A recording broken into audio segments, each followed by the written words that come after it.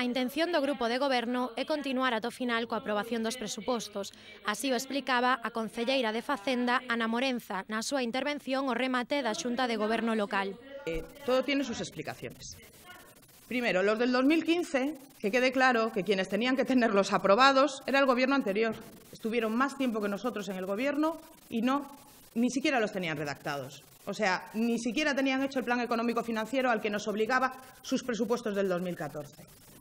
En el 2016 existía una serie de discrepancias en cuanto a si era necesario la aprobación de la RPT que se estaba llevando a cabo. Había técnicos que decían que era obligatoria la aprobación de esa RPT para iniciar los trámites del presupuesto. Somos políticos, nos basamos en informes técnicos. Surgieron luego discrepancias de otros técnicos diciendo que probablemente no era necesario. En ese momento, ¿qué hicimos? Ante discrepancias, pedimos al Consejo Consultivo un informe para que nos dijera si era necesario o no. Y ese informe lo que nos decía era que lo que había que llevar en presupuestos era la RPT vigente en ese momento con el anexo de personal vigente en ese momento. ¿Qué es lo que hicimos este año? Llevar la RPT del 2012, que es la que está vigente, porque la nueva RPT todavía no está aprobada definitivamente, es decir, carece de vigor, no está en vigor, no podemos llevarla. Por eso se lleva la RPT del 2012 con el anexo de personal, ni más ni menos.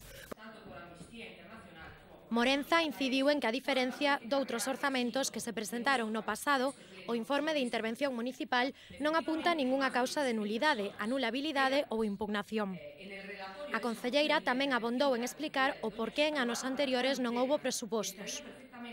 Isto parece unha burla por parte do goberno municipal, non? E de feito, pois hoxe a concelleira Morenza permitiuse facer, pois eso, unha chanza, non? De que, bueno, así xa temos traballo, xa ten traballo a oposición durante o fin de semana, durante a ponte do 1 de maio. É dicir, é que non é de recibo que despois de 3 anos esperando unhos orzamentos, un proxecto de orzamentos para poder ser debatido e aprobado no salón de plenos, pois acontece que o plazo de emendas a eses orzamentos ou a ese proxecto de orzamentos faise coincidir cunha semana na que hai 2 plenos. Ben, eu creo que o Partido Popular pode berrar moi alto que ele estudiou e fixo todo o posible, pero que pon a nota é o profesor, e neste caso é o interventor. E o interventor está dicindo que o Partido Popular non pode aprobar estes orzamentos. Ou ben, volve a estudiar e se presenta aos exames, ou terá que preguntarlle a Cristina Cifuentes como fai para aprobar sin que se lle examine un interventor, ou neste caso outro profesor. Recordou que a partires de hoxe está aberto un prazo de 10 días naturais para que os partidos da oposición presenten enmendas. Así mesmo, sinalou que o feito de que os prazos para a aprobación dos orzamentos estean computados ao milímetro non preocupa ao goberno, que confía no traballo dos técnicos. A resposta dos grupos da oposición non tardou en chegar.